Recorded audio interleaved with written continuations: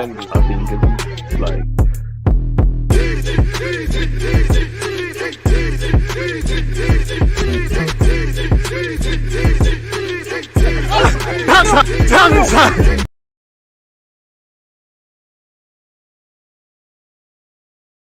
the mic is muted. People, deluded, I'm back again. Thank you very much for tuning back in each and every time. Good morning to those of you over here in the UK. Good morning, good afternoon, good evening, and of course, good night. Hope everyone's in good spirits. Hope everyone's having a week to remember. Hope everyone, has got their health in all ways, shapes, and forms, and I extend that to your loved ones. Please make sure you're hitting the like button. As you've seen with the 2 comments I've put up there, it seems like every live stream before I've started, there's at least 2 dislikes. Now, is there a bot doing me dirty? Is there people that genuinely dislike? I don't know, people. Let's just blitz them. Let's just make sure we're hitting the like button. It's a jam-packed day of content where I'm concerned, people, because obviously we're here for as long as we are today at 11:30. After this, I'm going to be over on Twitch at 3 p.m. with Budge. We'll speak about Arsenal. Then obviously 5:20, I'm going to go live because I'm going to watch Atalanta versus Young Boys. If you've got nothing to do, please make sure you join me. Make sure you're following and subscribing via Twitch as well, especially if you've got Amazon Prime. And then after that, people, we come back to YouTube for the final live stream of the day. You lot voted. I gave you lot the chance to vote. You voted for Chelsea, Juventus. I thought Man United, Villarreal was going to take it. It didn't. So that's what we'll be doing a watch along for. So yeah, 4 bits of content, people. And again, you lot need to migrate to Twitch, people. Again, I've got 2.4k followers. So one love to you that are here, that are there already. And obviously the beautiful thing about Twitch, people, you lot can actually get an effing schedule. So you can see the content to come, people. Now, obviously Tuesday was yesterday, and you can set your reminders. Today I'm going to be reacting, speaking about Aaron Ramsdale. We'll talk about Xhaka with Budge as well, and just Arsenal opinions. Then obviously later, as I said, it's Atalanta business. Thursday, I'm going to review the Champions League action that we've seen, and obviously I'm going to have Coach Gerald Lammy as well. Friday, who have I got? Tom from the Gooner Talk. That's at 10 a.m. UK time. And then after that, I've got Harry from the Chronicles of a Gooner as well. So again, it's a jam-packed day. Saturday, you've got Man United versus Everton watch along. And then obviously on YouTube, we'll be doing a watch along for Brighton and Arsenal. And obviously today, people, there's 2 Champions League games. One love to everyone that's hit the like button so far. You lot voted for Juventus versus Chelsea. So that's what you lot are going to get, people. So yeah, enough of plugging my own stuff, but you get the point. Make sure you're supporting the thing. It doesn't cost anything. And obviously one love to everyone that was here yesterday. We done the Champions League watch along. I had Bav here yesterday, or the day before that we did Football Manager. And so yeah, man, if you don't want to miss any DG bits and pieces, you know what you need to do. I've dropped the link. So also everything's pinned to the pinned message in this live as well, people. So yeah, enough of the plugging my stuff. What else are you lot saying? I hope you're all doing well and safe, man. Big up DG, the chocolate beauty. That rhymes. Come on. Appreciative of that, man. I appreciate that. Come on, man. I hope you're all doing well and safe. Shout out Beanie, shout out AM. I love the members, moderators, long-term subscribers and whatnot. Have I taken in the new Stacko mixtape? Who's that Mo Stack? And if it is, I can't lie. It's not my cup of tea still, man.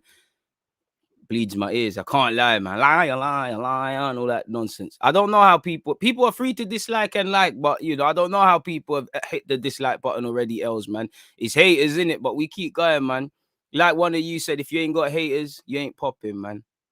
So yeah, I hope you're well and safe. Obviously, primarily we'll talk about whatever tabs I have open to speak about with Arsenal. It's come out, in the last few moments. Well, it's not come out because we knew Xhaka was going to be out for a long period of time. It's now come out that he will face the prospect of being out for 3 months. Leno's been linked with Inter Milan once again. Lokonga's had a little bits and pieces. I haven't read the post Arteta comments as well, so I want to kind of take them in with you guys as well. So it is what it is, man. I don't know where you lot would want to start. So I'm actually just going to start with Granit Xhaka. I actually need to do my timestamps as well, people. So it is what it is. In fact, just before that, we've got a question from Don, man. What have you said? Big up, DG. How do you feel about us playing 3-5-2, Saka and Tierney on the wings with Aubameyang plus Lacazette / I think you mean Pepe, Martinelli up top. What do you mean, shoehorning Saka as a right wing back? I'm for it, but I don't mind it. But I personally want to see 4-2-3-1, 4-3-3, things of that ilk. And for me, if we're going to play 3 at the back, then someone's just got to miss out, man. It's going to be difficult to fit in Odegaard, Smith Rowe, Aubameyang, Pepe, Saka, all of these guys, someone has just got to miss out, people. Big up DG, like buttons, hit, likes, pattern, appreciate that, my guy, man. You know, can always count on a couple of you to just do the thing and help the guy. Appreciative of that, my bro. So yeah, man, Xhaka is out for 3 months, and Thierry Henry has warned Stan Kroenke about a potential takeover. In fact, I think that's where we'll start, man. Let's get that one there out the way first and foremost. Thierry Henry. Now, obviously, we all know we're not going to get this dealt with overnight. We're not going to see Stan Kroenke go. Again, I don't know how you lot feel. Obviously, the sentiment around Arsenal after winning these 3 games is significantly better.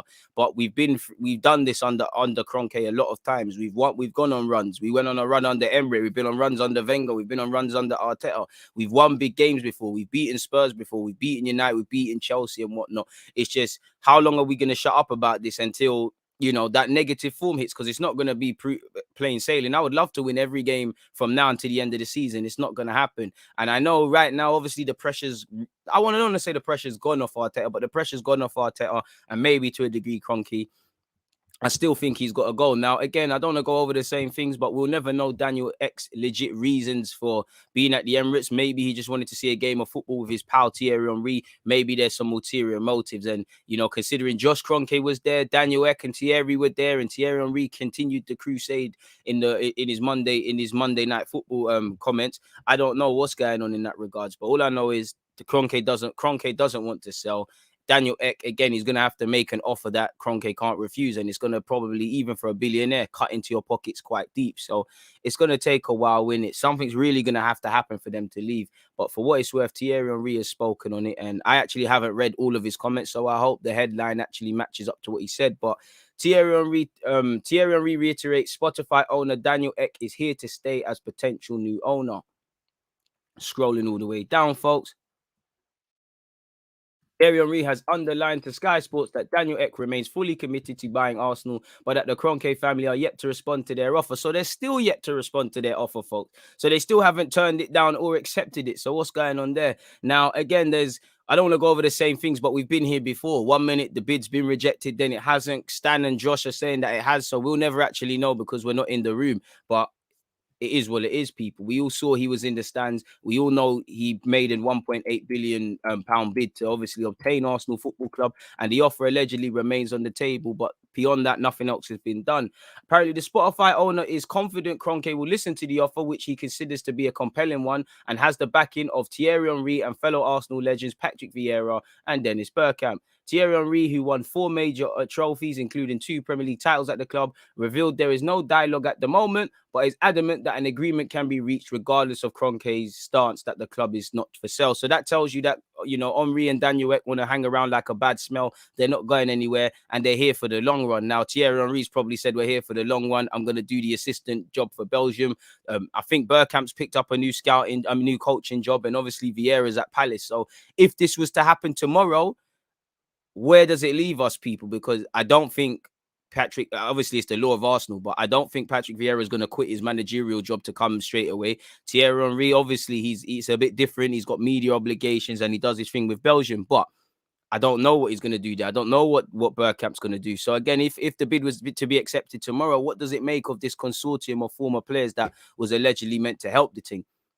And again, if he's yet to respond, sometimes an offer isn't an offer. Sometimes, without sounding smug, I don't get many offers on YouTube, but every now and again, I check my emails and I get offers to do things and promote things, and it's just bullshit offers, isn't it? It's not credible. I don't reply to it, and I'm sure some of you do the same. You know, or some of you have had CVs that haven't been replied to, whether you've handed them in or something. So that sometimes that is a reply. I think if they wanted to accept it, they would. But again, there's a lot of factors to consider. I think, you know, it wouldn't help Arteta if there's, you know, constant speculation over the future of this club. But I don't know Daniel Ek from nowhere, but I do think he's an ambitious guy. I do think we have more of a chance under him, or to a degree anyone, than under Josh and Stan Kroenke. It's better the devil we don't know than the devil we do know, for me, because we're at best what we're going to get. Yeah, there's good building blocks, you know, with money well spent, really. It's looking like with Ramsdale, Ben White, Tomiyasu, all of these guys. But like you've seen with Klopp at Liverpool, with FFG and probably not doing it now, but in a positive sense, they was, like you saw with Pochettino and Spurs when they were really doing stuff. Even if our manager overperforms with his team, we're gonna get to a point where the manager, the players, the fans, we're gonna look at the club and say, cool, can we get these 1 or 2 players that can take us to the next level? Stan Kroenke doesn't strike me as someone that wants to win the Premier League, that wants to qualify for the Champions League, that wants to be mentioned among Europe's elite. Arsenal are nowhere along the lines of getting anywhere overnight for any of them things, but that should be the ambition. I don't get that vibe from Stan Kroenke, so pardon my language, he needs to F off out the club. It's as simple as that. Do I blame the Kroenkes for everything that's gone wrong at Arsenal? Of course not. Even when even when it's not actually their fault, but at the same time, when you're the owner of a company or you're the CEO, regardless, everything comes back to you. You can't take chances, and we already know what's poor with Arsenal. And again, right now it's rosy. There's not really talk of this guy out, that guy out, the third. But when Arsenal go through that little 2-3 game spell, it's an issue. And Arsenal fans, we only really want to waffle on about it when we're doing bad. It's only when we're negative that people want to do in-depth analysis of what's going on the pitch, what's going on in the club. It's 2 different fan bases, but based on the first 3 games to now, we're very pleased very early. And I'm just saying, keep balancing it. We've got 9 points. We do see the building blocks. The manager seems to be showing stuff, but when only when times get tough do we really see what's going on. And I think we've been down this road. We already know what the Kroenkes are, and we know they don't care. So again, if it's up to me, the club gets sold tomorrow, really and truly, not just to them. I don't care if it's Qatari money, Swedish money, African billionaire money, if Dangote wants to get involved, even though I think of the people that have been linked with our club, he's the biggest capper. I don't know people. So yeah, going on, he said, to be able to get there, you need to have someone to respond on the other side. It hasn't happened yet, but we and he is here to stay. I mean, you lot probably could have just walked over to Josh Kroenke at the weekend and said what's going on. So let's see what's going to happen here. But for the moment, we enjoyed the win yesterday. There's no dialogue at the moment. I feel it's going to be a long process. I said this the last time I was on the show in May. How long it's going to be, I don't actually know. And that's some fact file on him. He started his first business website making at 13 years of age, net worth of 3.2 billion, and most crucially, a lifelong Arsenal fan. Hopefully, that would mean you'd want Arsenal to return to the elite, people, as it says here, but he's here to stay. So again, it's going to be a long, dragged out process. The one thing I would say, Daniel Ek has time on his side in comparison to the Kroenkes, but saying that, you've got Josh. It seems like, for me, Arsenal's just going to be passed down and be a family heirloom. So I'm quite apprehensive in relation to that, man. So we'll have to see. This is obviously his comments from May. I'm not going to go over them once again, but it is what it is. What are you lot saying in relation to that? That's our first topic of the day, people. Omri said, my man is here to stay. So it is what it is in that regard.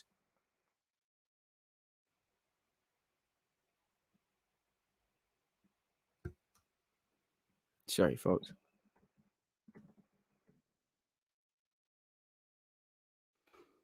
Yeah, that's that, man. Bit of an overkill, but again, hopefully he's here to stay. Hopefully he hangs around like a bad smell. We're at 75 likes. Can we get to 100, folks? Big up yourself, Johnny. It's actually a fantastic chess move by Ek. And yeah, he's hanging around like a bad smell, really. He's letting man know, yo, even when you win, I'm still about.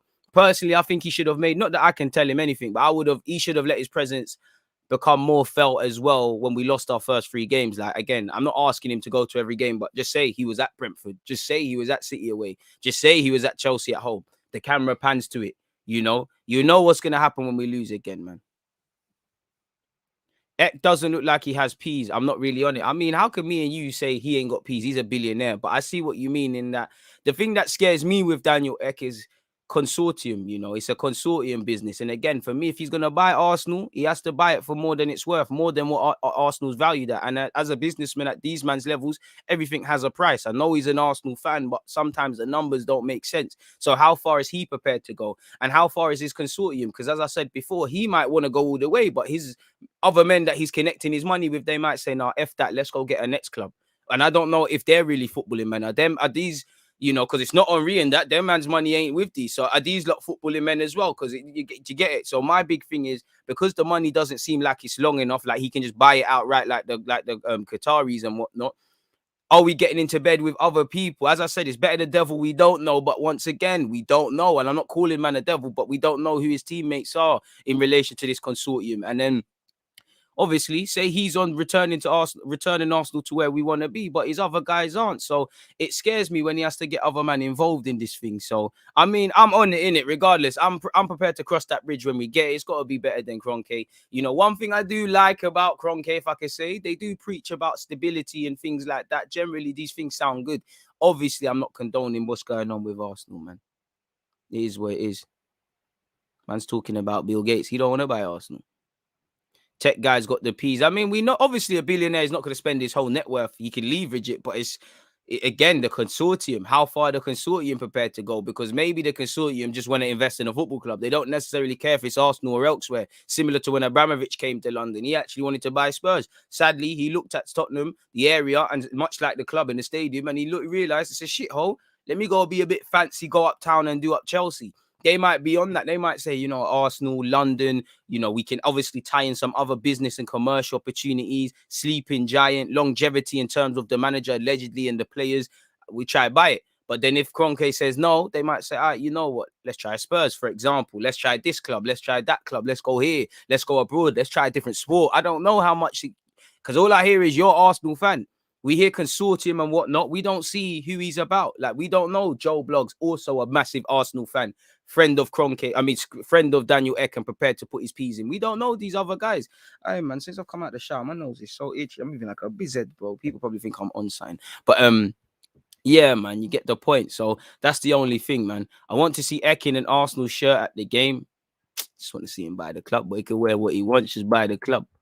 How rich is Daniel Ek, though? Is he comparable to Kroenke? I mean, obviously, Kroenke's got the Walmart dynasty. He's got mad clubs, so Kroenke is richer than him. But, you know, billionaire is a billionaire, man.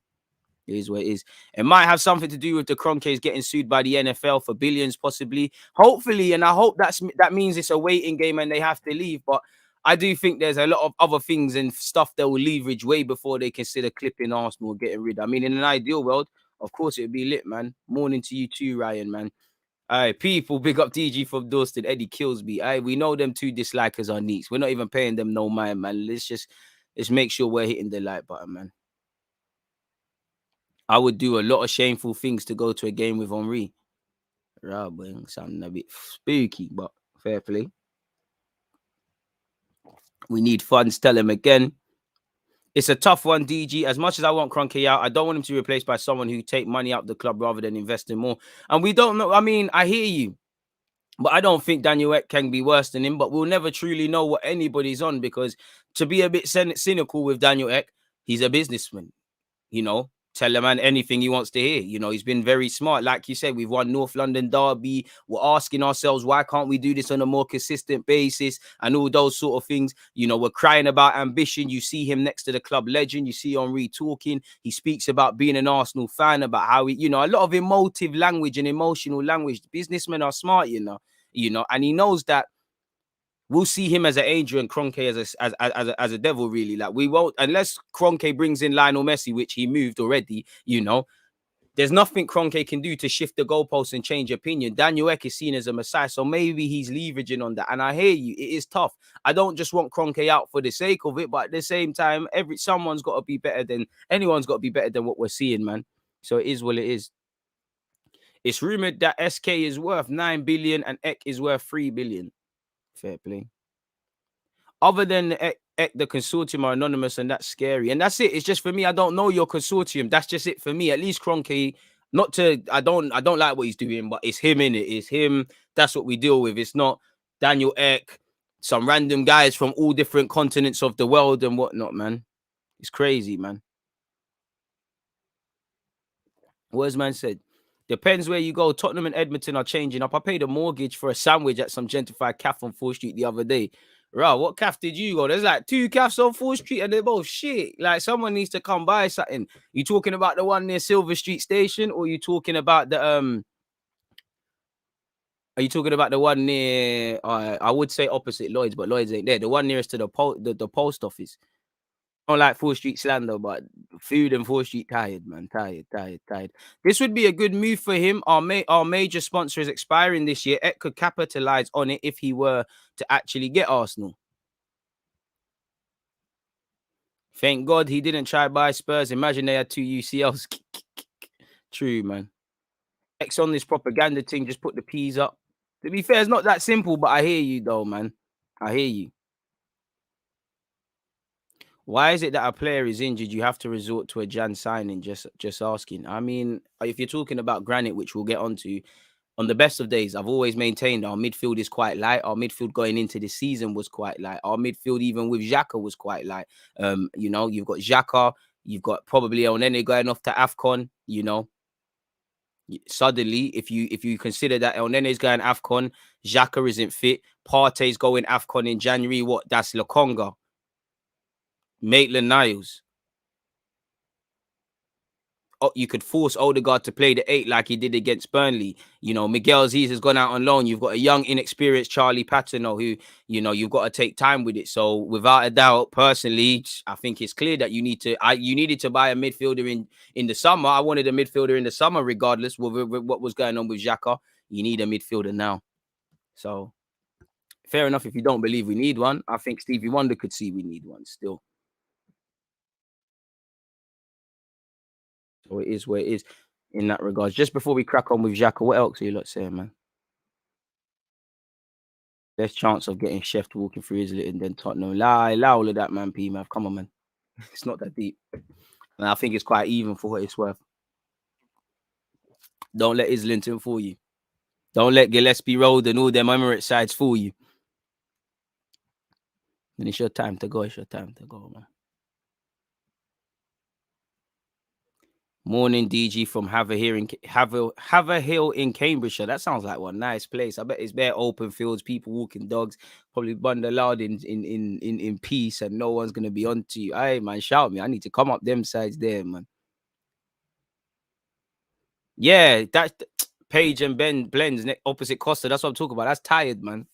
He's tired. Imagine Eck wearing an Arsenal shirt as well. Mad media hype. Trust me, bro. Grown men would be throwing their knickers at him, like you probably see in this group chat, man. So it's crazy, man.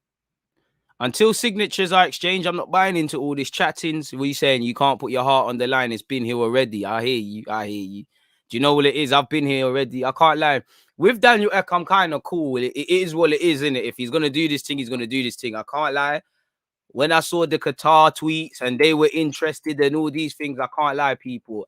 I lost composure. I was fully on it, man. I wanted to see the money, man. I wanted to see the money. I wanted the Qatari money. I wanted to be backed by a state. I wanted it. I know as an Arsenal fan, FFP, oil money, we weren't on it, but I was fully down for it, man. I was fully ready for it, man. I fully was down for it.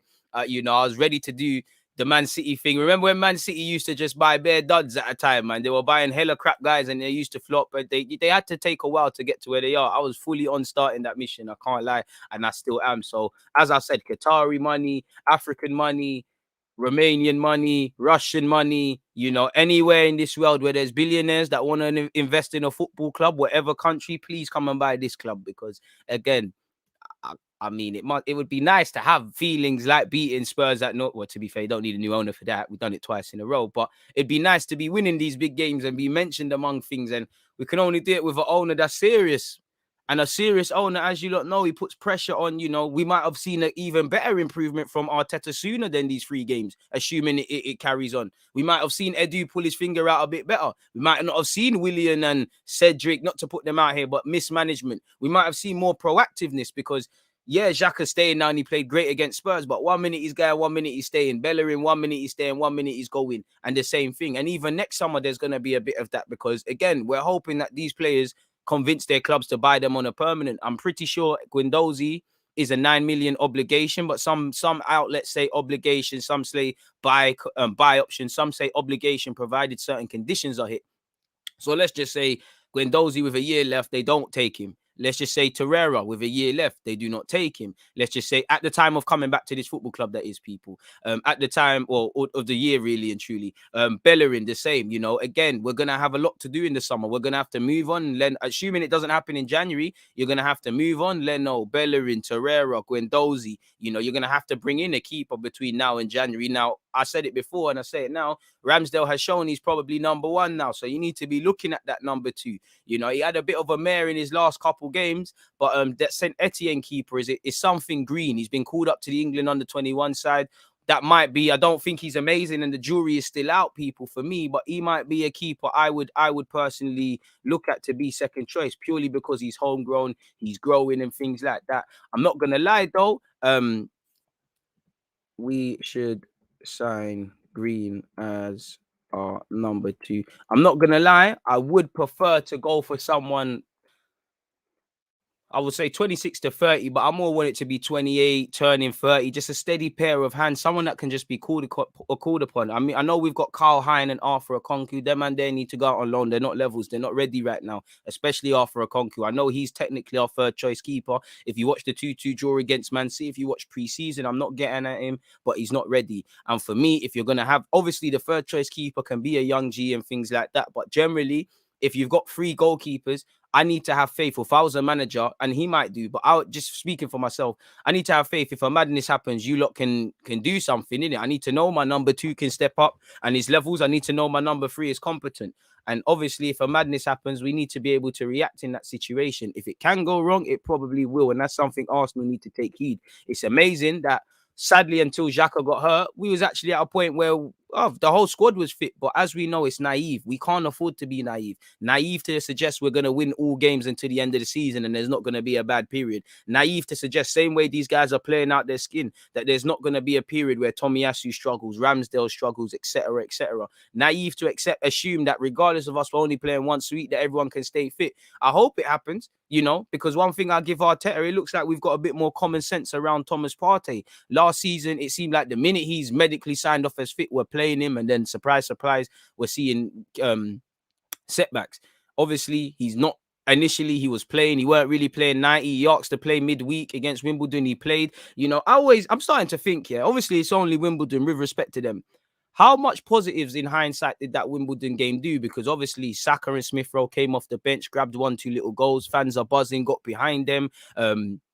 You know, did that give them a little confidence going into the week? Obviously, I've just mentioned Partey got 1-2 minutes. Did that get a ring rust out of him? And then Partey played a blinder. And obviously, it was a great team performance. But I think Partey is unfortunate because obviously Ramsdale, a couple other men are taking the limelight. But that was up there with one of Partey's best performances. So we are learning from things from last year, but we need to learn a bit more. Ironically, Arteta is actually playing Aubameyang through the middle as well quite frequently. So yeah, man, it is what it is. It's learning from mistakes. So yeah, there's a lot of things we need to be considering and maneuvering. And again, it's about foresight. You know, Aubameyang's not going to be here forever. You know, Lacazette's going. You know, Leno is going. And for me, on the topic of Leno and Lacazette, Arteta always mentions them when he mentions the leaders and the senior players. You've got to improve them. Now, I actually think Ben White's a leader. You know, I know he might not be doing it, but I think he's more vocal. And I think when you're at the grounds, you see it. Ramsdale for me is already a leader. Tierney's a leader. I think Lokonga's got leadership qualities. I think people are starting to accept Odegaard is a certified leader now. You hear the way Tomiyasu is speaking about how he was, you know, trying to calm down his nerves. We've seen the way he leads from the front. You know, he is vocal. There are leaders and we are promoting leadership. But I do think, you know, while I'm all for these young guys, get your experience, become leaders of the new school, all of these things, you need to replace them senior figures, because a big part as to why I think we beat Spurs, when Saka and Smith Rowe are looking left and right, the senior players are being serious. And I think we need a bit of that as well. So I hope there's foresight of how we're going to improve this team, because again, who's to say Xhaka still might leave? You know, he still might leave come summer and say, yo, Roma. And actually, Roma, if you want to buy him, I know he's out for 3 months, but you see him, the performances he's putting in, and you didn't want to pay an extra 2 million. It makes you think why, but it is one of them things there, man, really.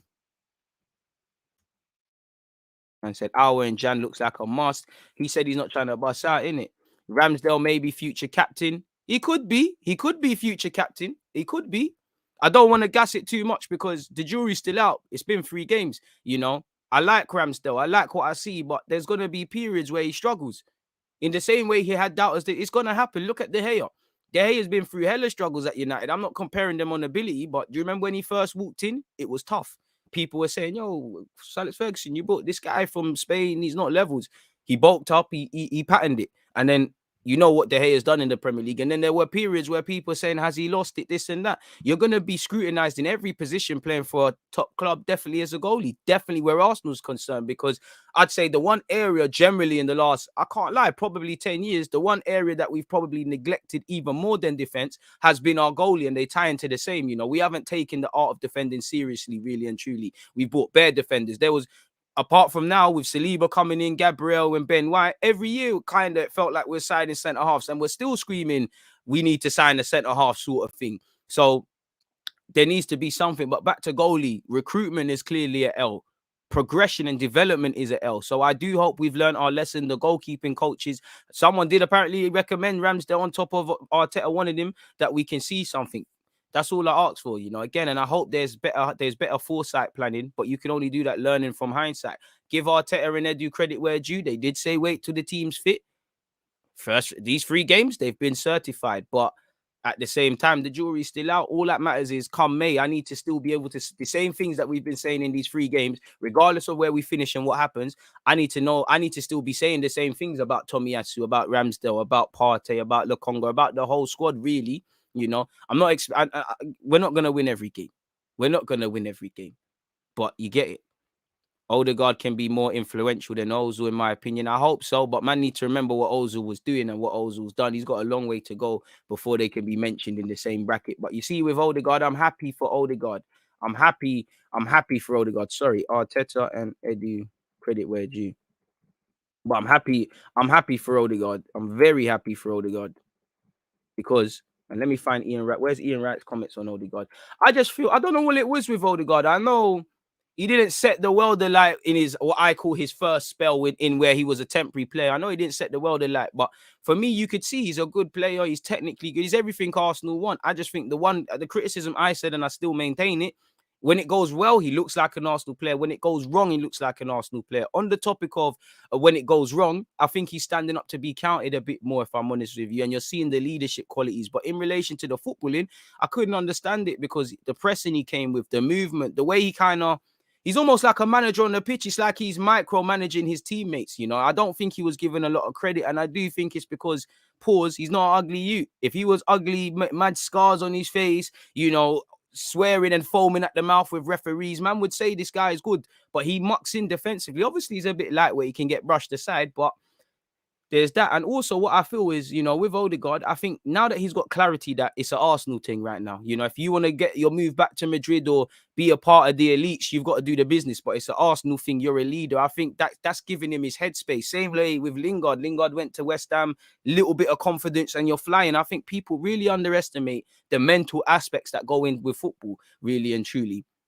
And I think and obviously Odegaard's now got a manager in Arteta that believes in him. To be fair to Arteta, you're going to live or die by the sword. You know, I sat there and I said, you know, you asked for this player, you've got it. You know, he asked for Ben White, he got it. He asked for, he asked for Ben White, he asked for Odegaard, he asked for Tomiyasu, he asked for Ramsdale, and justice, money well spent so far, man. I don't know what you're on about, Dominic, so I'm just going to block you because I just think you're chatting shit this early in the morning. But anyways, this is, Ian Wright on Odegaard. He's held this performance during that victory over Spurs. I mean, it's no coincidence. You saw how influential he was a year ago. And the big man, Uncle Ian Wright, said, it's not a case of how brilliant he can be. It's more of a case of what we know he can do. He picks up brilliant positions and he just controls the tempo of the game, constantly getting himself in the box. We saw him score the free kick against Burnley, but he remains calm when he's on the ball in key positions. It's something we didn't do when he wasn't around. Trust me, we weren't able to hold on to the ball in these areas, win the ball in these areas, then have the composure from a midfielder, he doesn't give the ball away. He's very calm. He's very composed. It's quality. It's the quality now. It's more than just hoping to play the ball to Tierney. We can keep the ball in areas where we can actually hurt teams. He's the kind of midfielder that's going to be invaluable to us. Trust me. It's facts. And Odegaard said, you can see his comments there. I'm not going to read them out. But yeah, he's right there, for me. And I don't think Odegaard's my captain. But I think he is a captain if it makes sense. I think I'm looking at you. I'm looking at Tierney. I'm actually looking at Ramsdale already. You lot are the leaders of the new school beyond the obvious, obviously. Shout out Lokonga. I do want to see a bit more leadership skills come out of the young Saka and Smith Rowe, but it will come in time, if that makes sense. It is what it is. Really and truly. Jason, come on, grow up. Don't celebrate injuries. That's a man's health, regardless of what you like or don't like about the footballer. That's you know, you can never be an Arsenal fan. You know, we cry about touch of class and you're celebrating someone's health. This man's a father, you know. Forget football for a sec. God forbid there's no problems with the man's knee because he's got a daughter and I think he's got a son. He's, you know, he's 29. That's a baby. He's got to be their father for the rest of his life. You know, he's only going to be at Arsenal for a couple of years. I hope there's no issues with these knee problems and things. And a lot of these footballers are going to have certain problems when they're done. So, yeah, man, I think you're just a foul person to say that. You know, come on now. I don't wish injury on no one. It says more about you than it does about them, really. You know, you absolute scumbag. But moving away from that, we're going to get into Xhaka stuff in a second, man. What else are you lot saying? Would you take Talisio? Probably not, on the basis of what they'll probably ask for him and the wages and that. But if we could do a little cheeky loan, why not?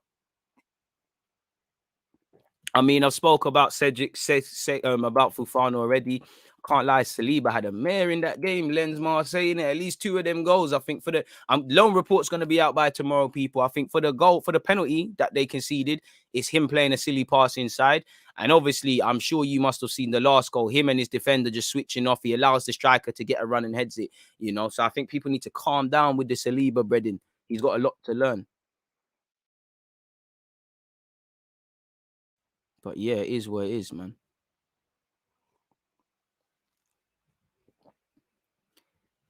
Hi, DG. I like the way Saka played on the right. He's really good on the right. Come on. You know the thing. He is right winger, man. I can't wait to see how Pepe reacts to having his place under threat. But is it under threat, though? Realistically, you know, it's not just him. You know, if I'm Arteta, I'm sitting there and saying, yo, there's 3 positions. Well, 4 if you include the 10. But I'm saying, what? There's only one left, one right, and one striker can play. And there's bare man. I believe in all of you. Make sure it's not yours to lose. Because, you know, Pepe was starting the season. He wasn't playing bad, but, you know, he ain't really had a performance. Well, I'm sure he played well against Burnley, but he didn't play like how Saka did against Spurs. You know, all of a sudden, the narrative immediately changes around Pepe and Saka. You know, man, Saka was one of, you know, oh, he needs to come out the team and all of this. And I'm not saying people are wrong. The minute he turns it on against Spurs, he's back. You know, Lacazette last season was public enemy #1. You remember when people saying he's dropping too deep? Then he went through the purple patch. Man say Aubameyang can't lead the line. He doesn't offer anything beyond scoring goals. He's not a captain. You know, this time last year, he was dropped for the North London one. Now he deserves to play. And I actually think he was all right in his previous 2 games. Just the finishing was poor. There's pressure for spaces. Everybody's time will come. I know we're not in cup competition. And I know you're not saying this. And you're saying something different. But Arsenal fans always cry about depth. We ain't got depth. It's too easy to pick spots. And now we actually have competition for places. Man have to stand up to be counted. You know, if Saka pisses about, you've got Pepe there. You know, on the left wing, you can play Saka, Pepe. I don't agree with it, but Aubameyang can move over there, probably missing out a couple of options. You know, Smith Rowe messes about with Smith Rowe in that left. Smith Rowe messes about. He's not going to get in the team. Odegaard messes about. Smith Rowe might come back in.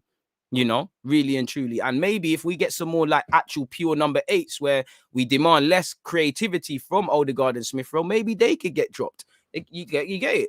You know, I want, as I said before, Tini and Tomiyasu, they're going to have to do a lot to get dropped in it. So you're hoping that their motivation stays there. But I want Tavares and, you know, Maitland, Cedric, all of these guys, push them. You know, Ramsdale, he's playing well because he's chasing something. How is he going to react when he's held on to that shirt now, you know, when you're actually there? You know, you see him with David Seaman, you know, he probably, you know, I'm not saying this, but I'm just being a bit cynical. He might think, boy, you know, these fans, they love man now, you know. I always get behind them. They always get behind me. David Seaman gassing me up. You know, look like I've justified my price tag just based on the sentiment. You know, he might think he's arrived now, you know, really and truly. So it's how he reacts. You know, Leno might be done in January or now, but Leno might stand up to be counted. You know, how Lacazette. Right now, people aren't going to say Lacazette should play against Brighton, but he might get his opportunity. It's a long season. Just take your opportunity where it comes. Now, on the basis of that, I do think Martinelli and Lacazette actually have to be given opportunities to take them, but everybody else has had games. So, I mean, I just want him to react in a positive way, you know, get out your feelings. The manager has to pick the best team for the collective, which I would have probably not played Smith Rowe. Either Smith Rowe or Odegaard would have played one of the two, and I would have went with a more direct winger. But as again, Smith Rowe done direct winger stuff. You know, he was very narrow and tucked in against Spurs. You saw him break expertly down that left. So that's your spot. You mess around against Brighton, you have to come out the team. Just like if Saka and Smith Rowe put a shaky performance in against Spurs, probably against Brighton. I don't think 2 would be dropped, but one of them probably needs to go. Everyone will have, I hope, in theory, everyone will have their chance to shine, man. Everyone will get their chance. You just got to take it when it presents itself.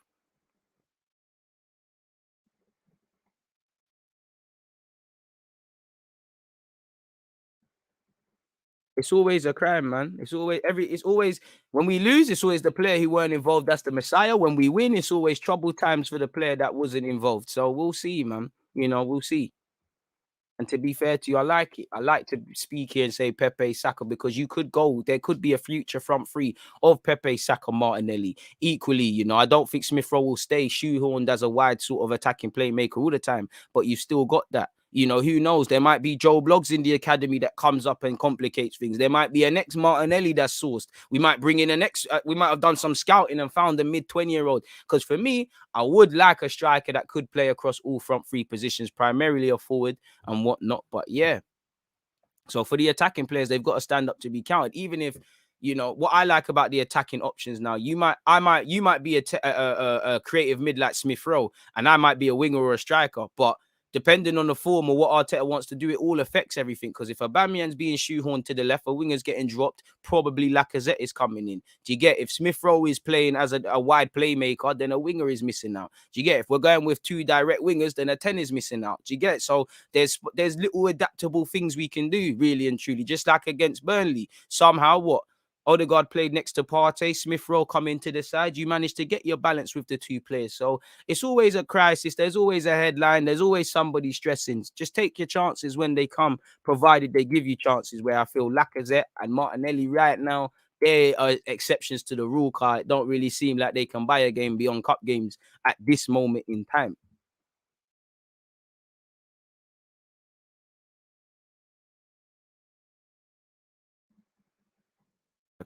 Pepe. I'm loving the talking points though, man. Interesting. Keep them coming. Please make sure you're hitting the like button. Smash the like button or unexpected high bills, people. Kroenke will forever be the owner. We will not have a new owner. We will not sign better players. We will not sign in the centre mid unless you hit that like button, folks. Appreciative of those who have done such so far. Well, go on for Xhaka. We're going to get into that in a sec. Odegaard always pressing the opposition all game from first whistle and doesn't quit. What's needed? Facts. But same way, I think as a team, if we're going to do this pressing thing like we did when Arteta first come, we need to have a bit more game management. Like clearly, you can still press in the second half in the last 10 minutes as you did in the first, but I just feel we needed to be a bit smart. And I think against Spurs, there's lessons to learn in that regards. And I do think against Norwich and Burnley to a slightly different extent. Our new Ozil is Odegaard. Hope we can find someone like Sanchez. Them and they are hard to find. And especially nowadays, it's even harder to find because you're not getting that for a little 30, 40 million, whatever we spent on Alexis now. So who knows, really? Make sure you're hitting the like button, people. Make sure you're here for all my content later. As I keep saying, we head over to Twitch for a couple of hours. From 3 p.m., I'll be talking more Arsenal stuff, obviously, with Budge.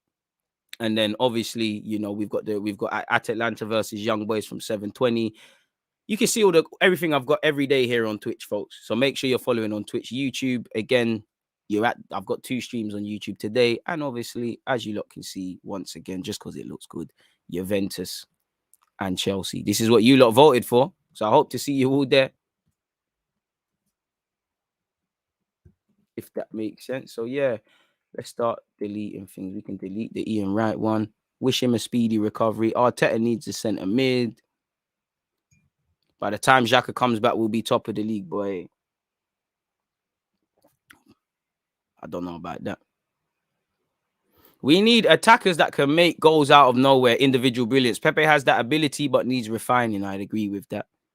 Feel a bit sorry for Laka. DG saw a story that Guendouzi is starting to have problems at Marseille, starting to fall out with all the players. I have as well. When again, maybe this is why I think they rubbed out Guendouzi, just because the man's a headache, bro. I just think it's because the man's a headache. Simple as that.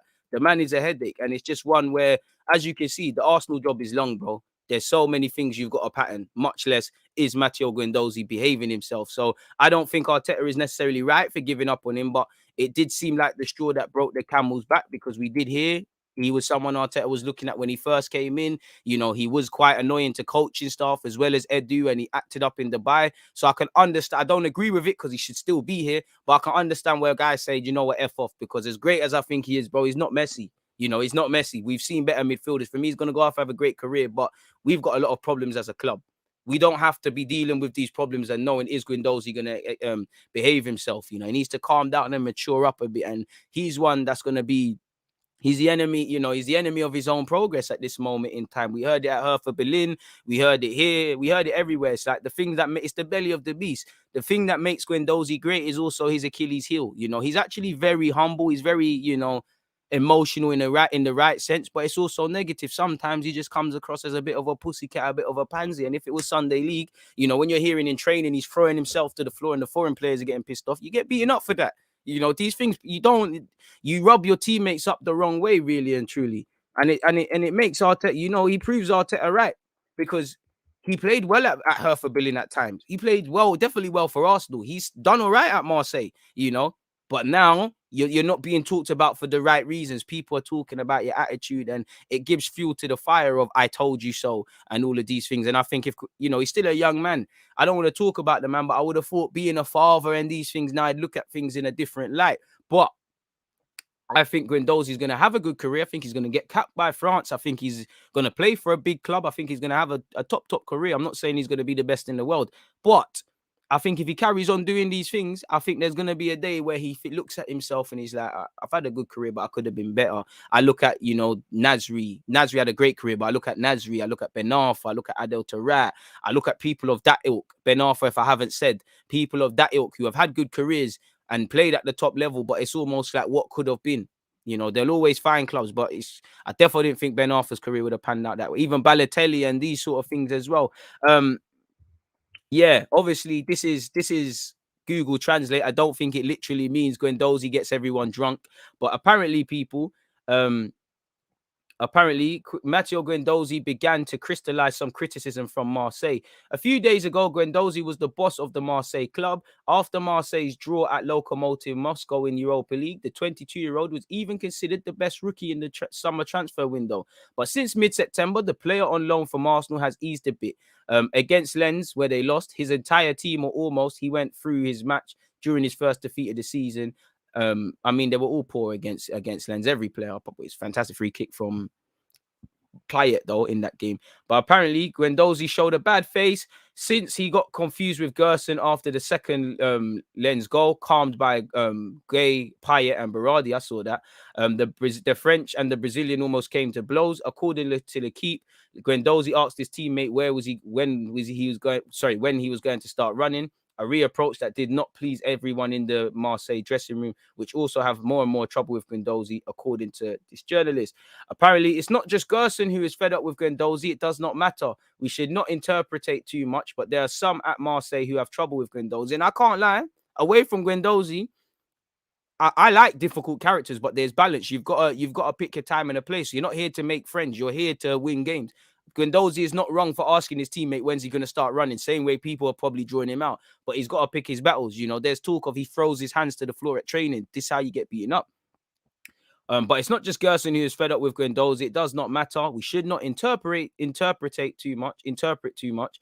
But there are some players at Marseille who have trouble with Guendouzi. His way of working, when he always blames others for things, when he puts both knees on the ground in training to implore the good God because the touch is not good, it annoys. I do not blame him for this attitude. We know this is a type of temperament in Marseille, but there are foreign players who are not into it. We have a lot of trouble with that. When you have a player like that who always criticizes, and I would say when you know, if you're going to criticize people, make sure you criticize yourself, because we don't win, lose, or draw together. As you know, if you point a finger at someone, you've got three pointing back at you. So if you're thinking about what you could have done better and then just sticking it on, man, fair play. But yeah, people, it is what it is. When you have guys like that who always criticizes behind, you do not necessarily want to sympathize with him on the rest. After Marseille needs character, Guendouzi has some, so it's good too. So yeah, man, let's hope he calms down. But it doesn't seem like the good players like Payet and that have an issue with Matteo Guendouzi. But yeah, it seems like he's fighting his teammates already, folks. So yeah, it is what it is. And just pick your battles wisely, man. Pick your battles wisely. But that's that. Obligation to buy, we move on. Man needs to stoke his ego. It's easy to blame everyone else and not look at yourself. Guendouzi is a brat. Amazes me how you don't have the following that other AFC fans do. I rank you very highly amongst the Arsenal content creators. You and Curtis by far the best. Appreciative of that, Fred. The game's the game, innit? But you gotta get there someday, innit? You gotta get there someday. Mo Salah weren't rated at a time, and now everybody, is onto him. So hopefully, man. 300 people odd watching. We should have 200 likes. We should, but you lot are shit. We're only at 174 people. What's all that about, man? Man was picking a fight with his player on the pitch and the player was having none of it. And I want to see that. Things are going wrong. I don't mind Guendouzi and Gerson tearing each other apart in that regards, but fix up. As long as you both know that you both have a part to play. Do you know what it is? I don't think it was for the best, but it's for the best with the collective, man. We just haven't got time for this. If he had Messi potential, then we could persist with this. But when you're a good player, you're not really a great player. We ain't got time for this. Like we haven't. Like we really don't. I'm sure Arsenal could have done better in the situation. Guendouzi could have, but it's long. How long do you think we can sustain this pressing thing? I see us losing that when the form goes out and we ain't winning. I mean, that's what happened last time because we were doing this at the start when things were going well. So I'm not too sure, man.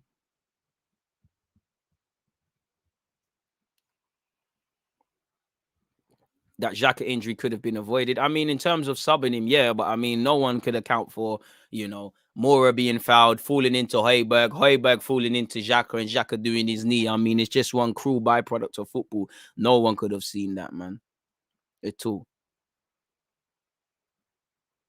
Really and truly.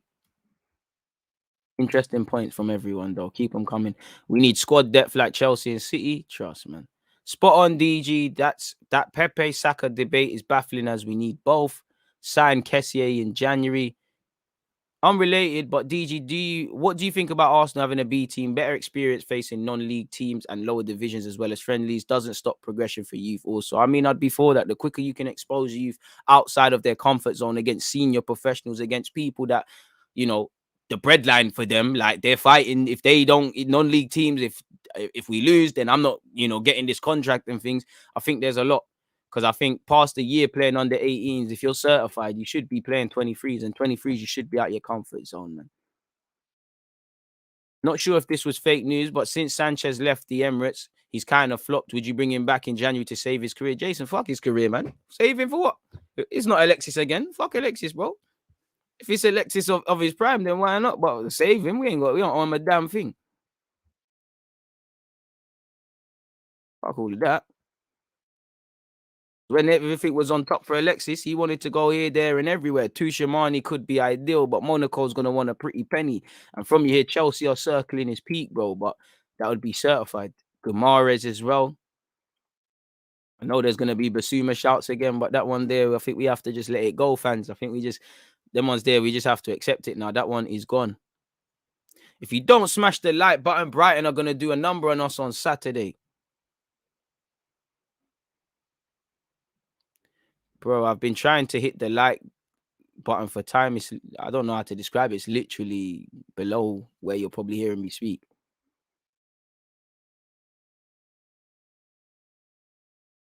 Alexis or Jack, if you had to choose who you taking, Jack Wilshere. He's never been a fucking cunt. Alexis was absolute twat, bro. That's why the footballing gods did Alexis dirty, man. He thought he could snake Arsenal and leave without a touch of class and things were going to pop off. Where do you think Jude Bellingham ends up in the Premier League? I think City. I think City could bag him. I think Liverpool could bag him. I think United could bag him for obvious reasons. And the fact that they were so close to grabbing him. Them clubs there. Really.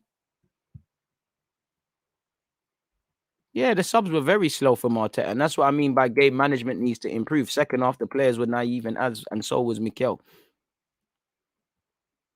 Big up DG, love from Australia. One love to all the Australians and whatnot down under listening. It must not be pleasant in terms of the time over there, but I appreciate your commitment to the DG cause, man. One love for that. Obviously, folks, man, in that regards, I've lost my trail of thought.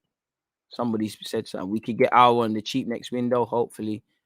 Juventus versus Chelsea, boring football settings. Let's hope not. You lot voted for it, bro. I mean, United versus Villarreal is probably going to be filled with drama, but you lot voted for it. What do you want me to do?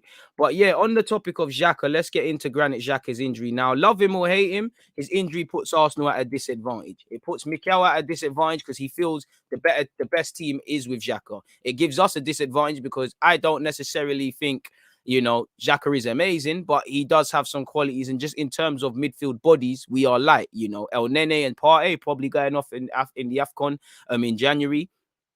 With that now, and Xhaka is now injured. That leaves us with what? Ainsley, Maitland-Niles, Lokonga, forcing it and putting Odegaard back there in the pivot. I don't know if Odegaard's going to play with Lokonga in the pivot. You can also force Smith Rowe there. We're quite light. You know, we've got the young Patino there. We need to bring a midfielder in, and the club must have been able to consider this. So it's going to put us at a disadvantage. Regardless, we needed to bring in a midfielder, but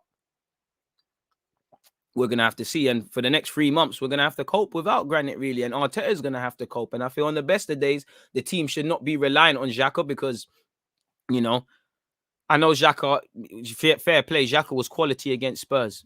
I mean, he was quality. But we've seen him. We've won big games and Xhaka's been a part of it. The problem is for 38 games, we don't know what we're getting.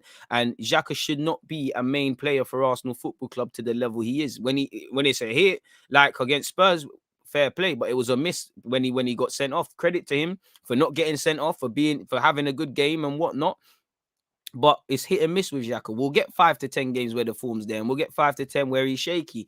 I just don't think the pros to his game outweigh the cons to slap him in midfield. I don't think he's a higher level of midfielder enough to just build the team around him. And I actually feel we're always going to be a disadvantage as long as we have Partey and Xhaka in the pivot. You know, it's not good enough. I believe in Partey. He looked amazing against Spurs and he looked amazing against Burnley. But I think he looks better without Granit. Xhaka's very hit and miss. It was a hit. We needed to beat Spurs. There's a lot of pressure.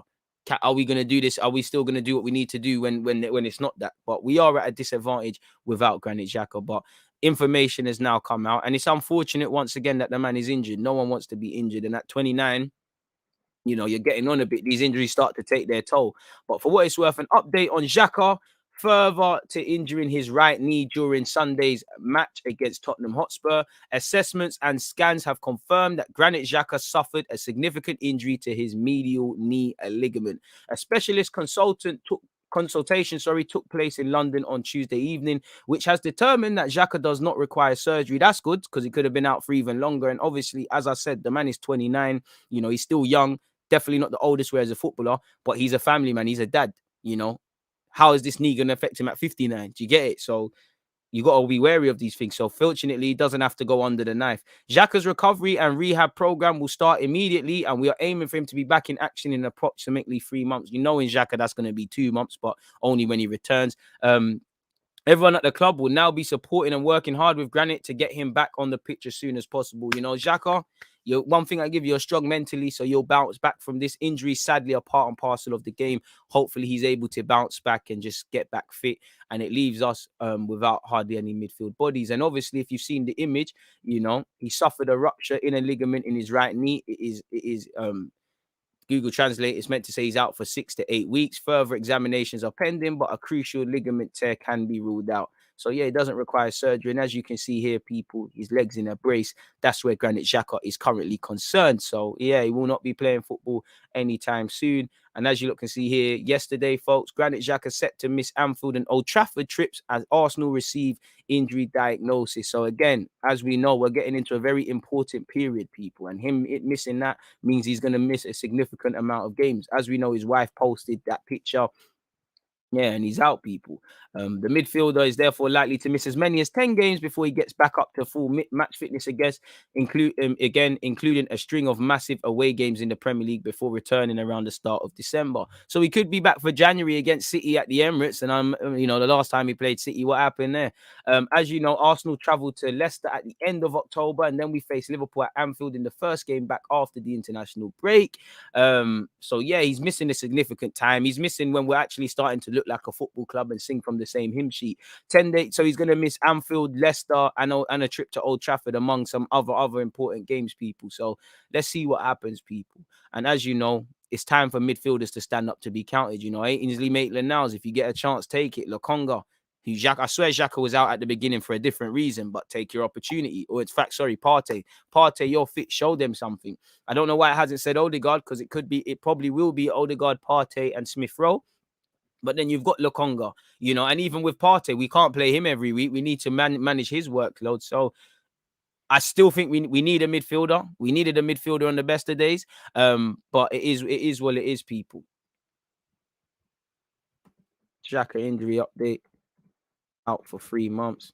But it's clear we need a midfielder. We need a centre mid in January. We needed one anyways. We should have been looking to bring one in anyways, because we're going to be light. But now, again, hopefully, I mean, are these players going to go off the AFCON now, or are they going to stay? But again, we're going to be in problems. So we'll have to see what happens in that regards, folks. We really will. I rate Ainsley Maitland-Niles over El Nene. Hear that.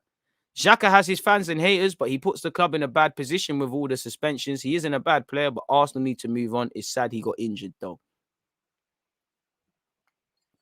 I wish Xhaka well, but all honesty, we've been wanting to see other players play, and this is the perfect opportunity for Lokonga to step in and take his chance. Ainsley Maitland-Niles is there, so is El Nene. Unpopular opinion, I'd rather Granit Xhaka than Mohamed El Nene, but the others, I hear that. In fact,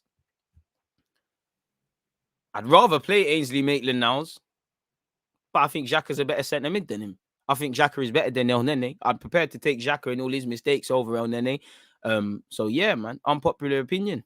But yeah, I think for me, primarily with these options like this, I'm playing Odegaard in the 8, regardless of what happened against Spurs. I'm playing him next to Partey, but actual pure centre mids, I think only Partey and Lokonga stand the chance of playing more football than Granit Xhaka if I was the gaffer, really. Is Renato Sanchez still available, DG? I suppose so, because he ain't moved. I don't know. Xhaka's highs are higher than El Nene's, but El Nene won't be getting sent off for giving away pens away so much. I mean, I think Xhaka, yeah, obviously I'll agree with that, but El Nene makes enough mistakes as well. And I can't lie, I think one thing I prefer with Xhaka over El Nene. I'm not calling El Nene a coward, but he is quite cowardly with how he plays. Basuma is a must. Not necessarily Basuma, but yeah. I would love to see Gravenberch, and I mean, that's why I watched Ajax versus Besiktas. He's got a lot of refinement to do, but lovely runs in behind. I don't think he's ready to play significantly as a midfield, deeper lying midfielder, because I just don't see him doing it too tough at Ajax. He runs forward a lot. But I hear that, man. I don't think that's unpopular. Xhaka is better than El Nene, in my opinion, as well. I mean, clearly, like, I hear you. You know, I don't even know who would you say is more consistent, because I feel Xhaka will drop you 10 games. Xhaka will drop you a healthy amount of 6s / maybe 7s, and then he's gonna drop in them 3s and 4s and them red cards and all those things. And I think out of 10 games, El Nene might give you 5s, a lot of 4s, underwhelming 5s. He might give you that occasional 8, 9, like Old Trafford away last season, where he's everywhere. But yeah, man, I don't want to see El Nene starting either, because again, you know, El Nene's not here for the significant term. Now, if we need to do it, we need to do it, but he's not here long term. Treat the man as a squad player. I'm taking it one match at a time, and for Brighton game, I'd rather play Lokonga anyways. It's interesting to see we would not see Xhaka in the starting lineup for 3 months, but hope his recovery will be smooth regardless. Facts.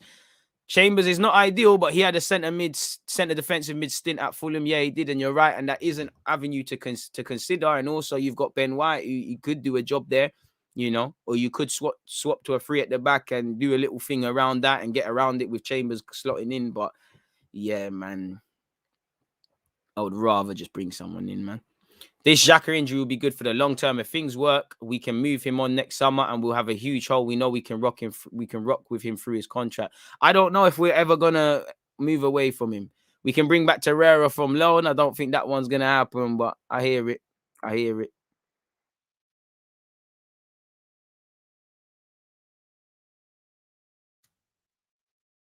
DG, we've never surrounded Xhaka with the quality he needs. Come on now, mate. You don't believe that. And is Xhaka a player you should be building your team around? Arguably, you could say yeah, because since he's coming, all the gaffers have played him. But you could say no, because I'm not blaming him for their failures, but there's got to be a reason why, you know, nothing. We've still not quite kicked on. I don't agree. I don't agree with that. I think Xhaka is, you know, right now he's got runners. You know, he's got runners at fullback, runners in behind him. He's got a partner in terms of Partey. I don't really feel that's. I don't feel that's.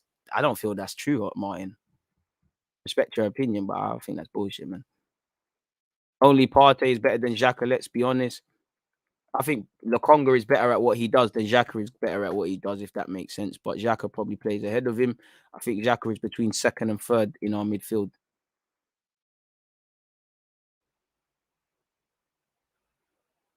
I don't want to jinx it, but we are one Partey injury away from a major crisis. Boy, it's peak. Guimaraes for 30 mil, Basuma for 40. Guimaraes, he's a bit different to what we already have.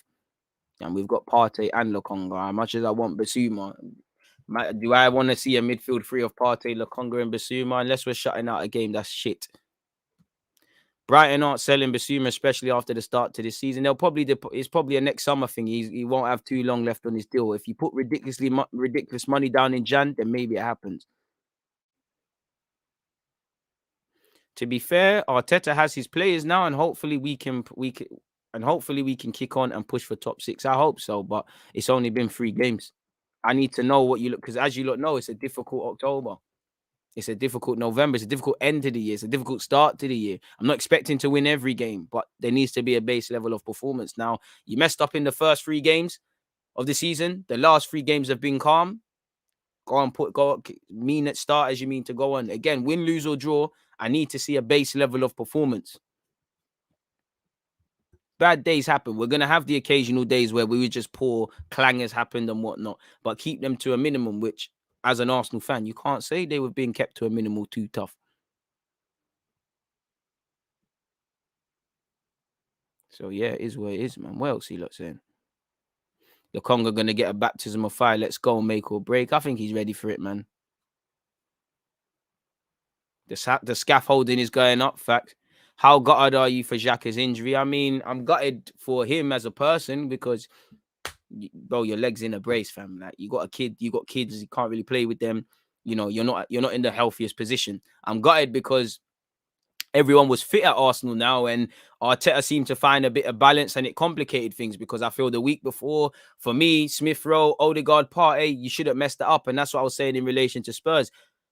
Xhaka's come in and complicated things based on the Spurs game. So there was good problems. And I don't necessarily rate Xhaka to the highest of levels, but Arteta does, and he plays him. So my manager needs him. He's not there.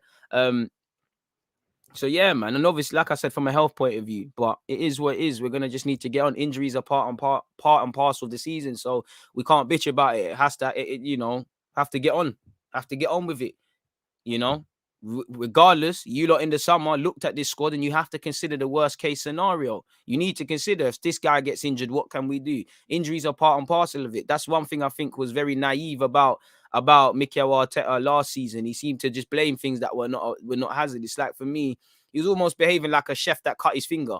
You're a chef, you're gonna cut your finger. That's an occupational hazard. But if you didn't want to cut your finger, you should have focused a bit. So we're just going to have to get on with it, because on the best of days, you should have been bringing in a midfielder. So let's hope Xhaka can recover, but let's see what happens, man.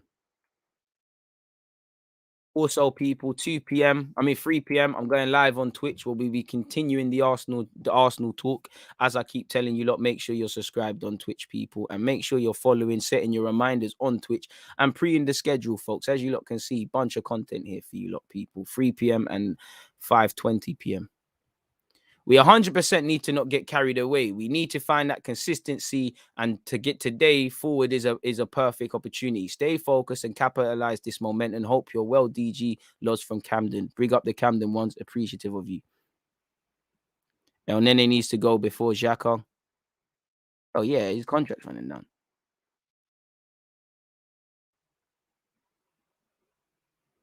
We are always like this. We don't want him on the starting 11. And as soon as he gets injured, we all missed him. Seriously, this guy has thrown armbands, bro. He should have been out a long time ago. I don't think anyone misses Xhaka. I just think everyone can concede regardless what you think about him, we are weaker without him in, I wouldn't say in our starting lineup, but without the option of our squad, we are. You know, the games are coming thick and fast, and we're playing a dangerous game. We're hoping no one else gets injured, which as an Arsenal fan, approaching October/November, boy, I don't know. I don't know. I really don't know what we're on in that regard. So we'll have to see, really.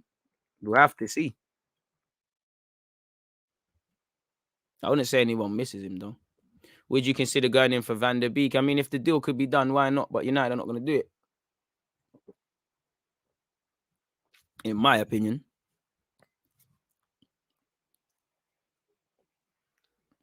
Aziz has gone on loan. Patino's a young man. You're betting a lot. And to be honest with you, he's probably not going to be thrown in at the deep end. He'd probably just be a body. And I don't think that makes us stronger at this moment in time to do what we need to do. So while I would argue Patino needs to be involved, and he probably would be involved, we need experience. We need to bring in a midfielder.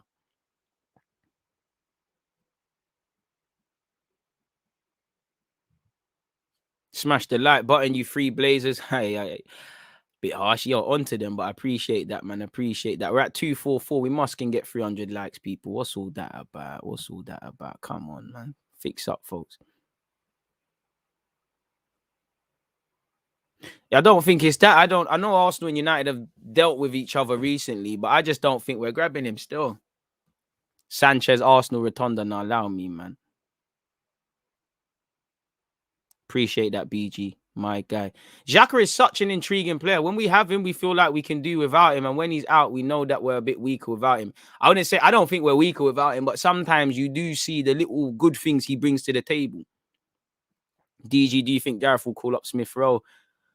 Nah, I don't think he's going to get called up yet, because you got to remember, he's hardly set the world to that. Yeah, he's done good since he's come into the first team, but, there was a time where Southgate takes long to call up people. It did take a minute to call up Foden. It did take a minute to call up Grealish. It did take a minute to call up Greenwood. Bellingham as well. Man didn't even want to call up Jamal Musiala. Man are talking about play for England's under 21s, and Germany out there saying we'll make you a big, big player. So I think there's a real laxed approach to calling people up. Like I said, would I like Smith Rowe to get called up? Of course. I think I don't know if he deserves it, but I think it'd be nice for a minute. But do I feel it's a thing where his form makes it uncontested? You have to call him up? Nah, there needs to be a lot more. A lot more. Yeah, bro, Hakimi, he done him dirty. I mean, I'd love Calvin Phillips, but that's gonna cost a pretty penny.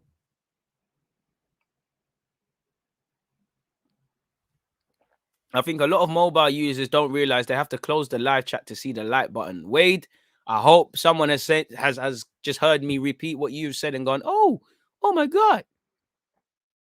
Smash the like button if you haven't done that already. But yeah, man, you man are right. Speaking of that, people, there's one I saw a couple comments on Lokonga or from Lokonga people. People say Patino is too young, but if you're old enough, you're good enough. I think you mean if you're good enough, you're old enough. Iniesta, Fabregas, Xavi all came into the first team as teenagers. Look at Bellingham as well. I hear you, and you're right on that. But I'm not saying Patino isn't talented, but it's not the best of cases. Looking at people like that, you could throw Pedri into that. Do I think Patino would take his chance? Yes, but do I think he's ready to start in the midfield, like we just said, instead of Xhaka? I think you lot are living a fantasy, an absolute fantasy, and it's not healthy. So give the man time. Just bring a midfielder in. Let the man become. You bring in a midfielder. You let Patino be a body. You let him get moment. You let him get into the team. So I don't think. I hear you, Daniel, but I don't think that's applicable in this really. But fair play. I went to try to show you this. What's going on here? Why is my screen not sharing with you lot? Lokonga. Speaking of centre mids, apparently player explains Arteta and Edu chat. Arteta and Edu transfer chat. Legendary Gunners too good to refuse, people. So yeah, people, as you lot can see, Sambi Lokonga's had things to say. I just thought I haven't read it, so I thought I'd read it with you lot. He said, pardon me, on his move, he said, I took a while talking with the coach and the sports director, Edu, and it gradually became obvious to me they were the ones who really gave me comfort in choosing this club. After that, they don't have a lot of merit. It's easy to be convincing when you work for Arsenal. Without joking, this is a legendary club. Of course, there is the reality of the moment, but there's also the weight of history behind it. They told me they wanted to form a good team, to return to Europe from next season, and more generally to start again after a complicated season. I immediately wanted to participate in rebuilding of this club because for me, even in a crisis, Arsenal remains Arsenal. God damn, he was cutting onions. Moving on, he said, I immediately understood the fans' unconditional love. For me, it was above all. Do you know that I am more approached on the streets in London than I was in Brussels? Here I am asked for autographs, selfies. London is much more of a footballing city than Brussels. And London's a good place when you're a young man like yourself with money, bro. So do your thing, Lokonga, man. I love to hear that. Love to hear that. I mean, there wasn't much in that, but there you have it, folks. Newcastle fan here, you reckon Willock could have played a role in this Arsenal team? Arteta surely would have kept him if so, or was it the money needed? I mean, you'd have to speak to a finance man, but we needed peas. You know, we sold him, was able to bring in Ben White, was able to bring in ODEGAARD. You know, it looks like money well spent. You know, we sold Joe Willock, slap a couple bob on that. You get Martin Odegaard. Obviously, my guy, shout to you with the Nobby Solano DP. Obviously, with the injuries, Joe Willock's chance could have been here, but I don't know, man. I think with Joe, you're not going to see him. He wasn't probably seen as nothing more than a squad player. I don't think with Xhaka, you're getting ahead of him. We did bring in Lokonga. You don't deserve to play ahead of Partey, in my opinion. Obviously, Odegaard even played in the 8. You've got Smith Rowe. So I would have loved Joe to stay, but it's probably one of them where right now it looks like we might have should have kept him. But even that, you know, he hasn't set the world alight since going back to Newcastle. Now, when he does inevitably start scoring, the question is going to come and say, oh, what's going on? And me personally, I think he's scoring against us when we play you like the Emirates.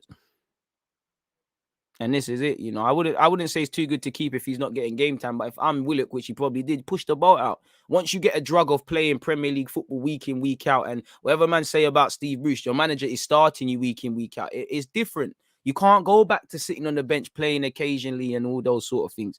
So, yeah, man. If we don't have the right environment to bring in Patino right now, it's a myth. Man need to chill and relax. Kai is still 17. Big up DG from Menatine. Hey, come on. Local lads.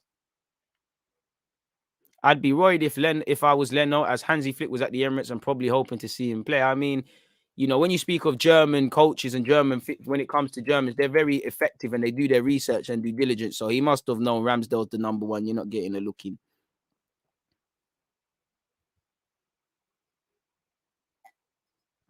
What is the profile of the player that would work best? If we want Partey to hold, surely players like Phillips or Basuma wouldn't work that system. I just think he needs someone that's going to does what Xhaka does, really, but to a better standard. And then I think you see it. You know, it's a yin and yang thing. Partey can pass the ball forward and you're seeing it, but you're in the team to be box to box, break down, playing things. Same way that creative man that plays next to him, your job is to really pass the ball forward a bit more, but it doesn't mean that you haven't got to muck in.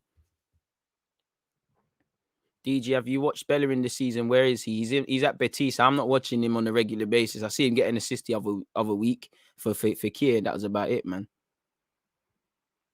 DG, what striker do you think we should sign to replace Lacazette? I like what Osimhen's doing. Karim Adeyemi for me, though. But that one day is probably not happening. Do you think we're better or worse without Xhaka? I mean, where do you want to go on? Do you want to go on the fact that we beat Burnley? Or do you want to go on the fact that we went to United with El Nene and Xhaka in a pivot? Or do you want to talk about the North London derby? Personally, I think this team, the very fact that that's a question tells me that we're not at the level we should, because Xhaka is meaty. Like, I don't think he's as bad as people make out, but there's too much talk of being important. There's just been too much talk on a player that isn't that good, really and truly. Like, he's not bad at all. People move like he's some dickhead. He's not. He's a baller. He can play. But he should never be one of the first names on the team sheet for Arsenal Football Club, because what he brings to the table is not levels. I see what he tries to do, but it's limited, extremely limited. But I'd say with every player being fit, we're defo better. So if that's what you're asking me, fit, then yeah, man, we're doing our thing. What else have I got to speak about? Let's click that. Should we go over what Arteta said about the fans and all those sort of things, people? Because I like to read Arteta's press conference with you. I didn't do that. We might as well do that press conference. Sorry, folks. Let me share the screen. Timestamp there. Bish, bash, bosh. Obviously, 3 p.m. Any other Arsenal questions that you get, please make sure you're holding some for Twitch, because I got you, folks. So, yeah. DG, we're 2 injuries away from finishing 5th, boy. Arsenal need a controller centre mid like Gundogan, Jorginho. Yeah. And I'd also say we want, someone that wants to dictate the tempo. For me, I hear you with the Jorginho one, but we need a Kovacic. For me, someone that can do that stuff, someone that's good under pressure, and someone that can carry a ball. Like, I don't think we have enough ball. I know Odegaard does it here and there. Smith Rowe can. I don't think we do, man. Where is this? Where is this? Where is this about Leno? Where did you find that? There was no clear reason why I was out, but it had nothing to do with my performance. Arteta is the trainer. He decides, of course, it's difficult for me. Where is that?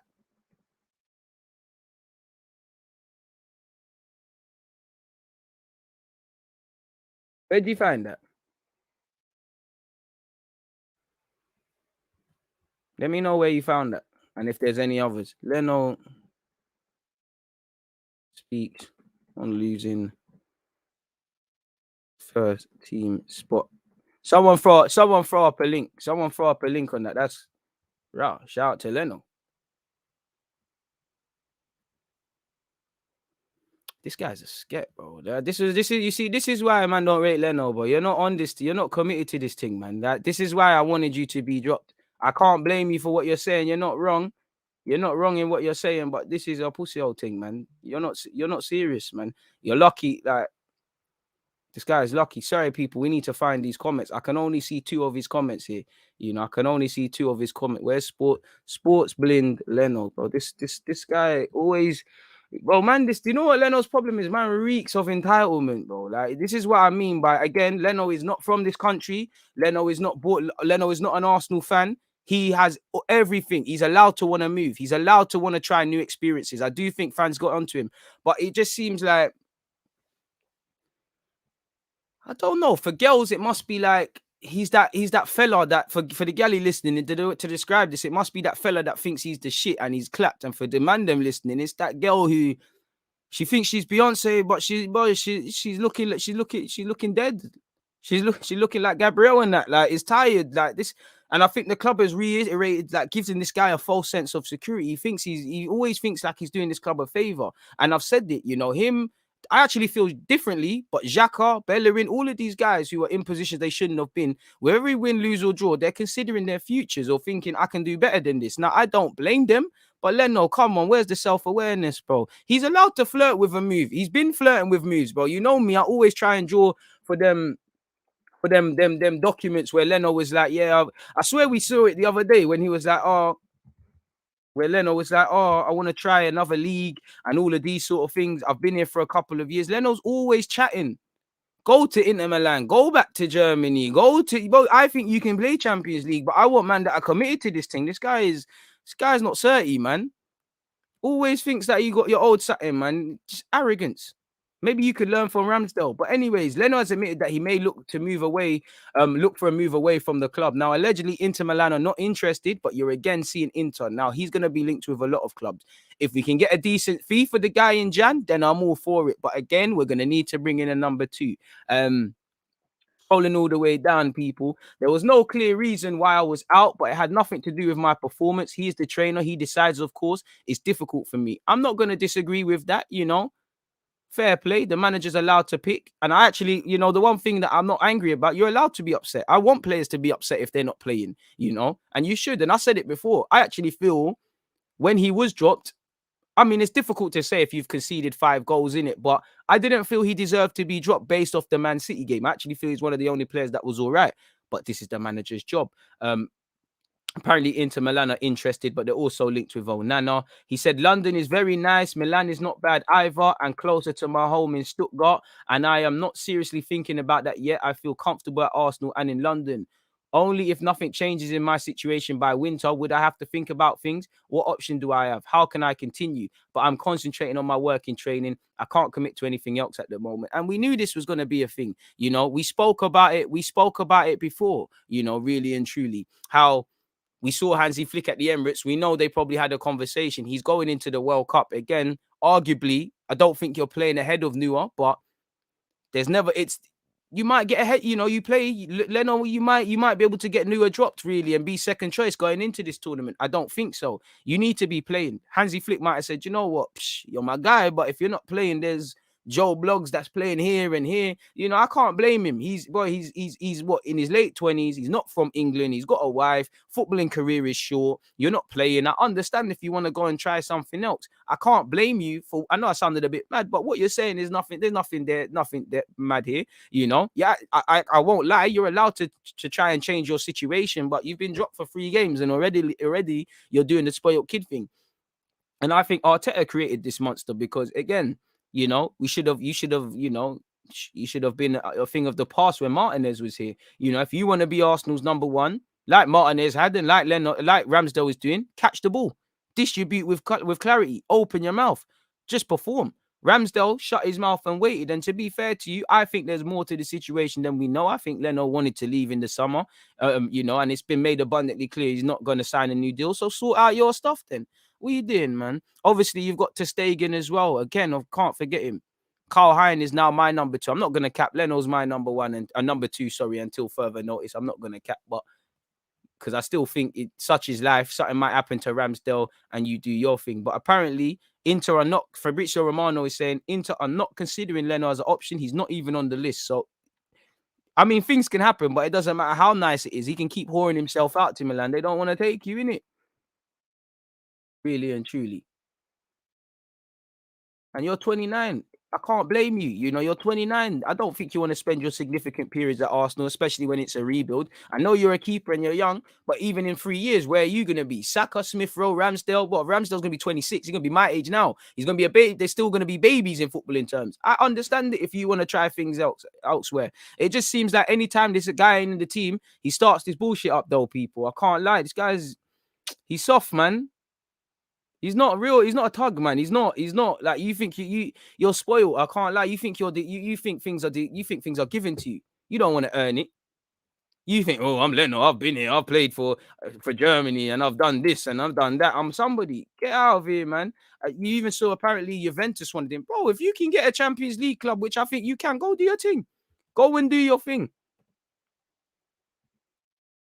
I want to try. Sorry. New league, because I remember there was a comment. He's like, I've been here for a couple of times now. I used to bring it up in every live stream, and now the one time I'm calling on it, I can't find it. You should be disappointed if you're not starting, man. I don't blame you. You've got a family. You know, go and try something else. I can't even find it, people. But this man's always talking about losing and wanting to leave and all these things. Everyone's got an ego, man. Bro, Leno, I'm not gonna say he doesn't play for the team, but he just seems like a spoiled pussy. Oh, I'm leaving then because I'm on the bench. I'm leaving, bro. Shut up, man. Earn your spot back. If you want to leave in the summer or January, do your thing. Arsenal, I'm on to you lot because you lot should have considered this. The man wanted to leave in the summer, should have let him go. All right, cool. Maybe there was no offers. Whatever happened in it, you need to know. All right, cool. I've got a list of A, B, and C targets to be our number 2s. There's Joe Bloggs here. There's Sam Smith there. There's this. There's that. There's other. So if this guy wants to bust out, do your thing. Like you said, show man you're number 1. Because when Martinez did it, he was doing this soft chatting as well. Ramsdale's only played 3 games, bro. He's played 3 games. Out of all of them, what's the real 30 games? Spurs. Other than that, you've been that. Ramsdale played his position. But again, there's going to be a time Ramsdale is struggling and things. Play your position. This is why I said for me, Ramsdale should have been the number 1 sooner because your commitment's not here. Get out of here, man. Pussy, you. And again, don't get it twisted. He's allowed to open his mouth and say these things. He's not wrong, but he's just the minute he's not playing, just seem like a pussy, man. Have some humility, man. I don't know what's gassed him. Must be the high FIFA ratings he used to get without actually deserving them. Seems like a brer that plays for himself. Is it Adeyemi watch along business today? No, that's not at 5:45, is it? So I'm going to be watching Atalanta Young Boys, or we could switch it up if it is. If Salzburg is at 5, we can switch it up or watch both. So yeah, man. Can try, I think. What's this?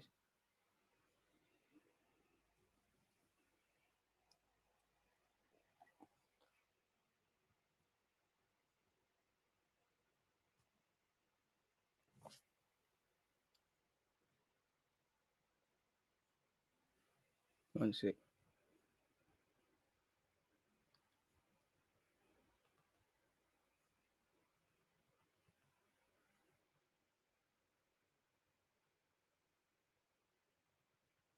More on.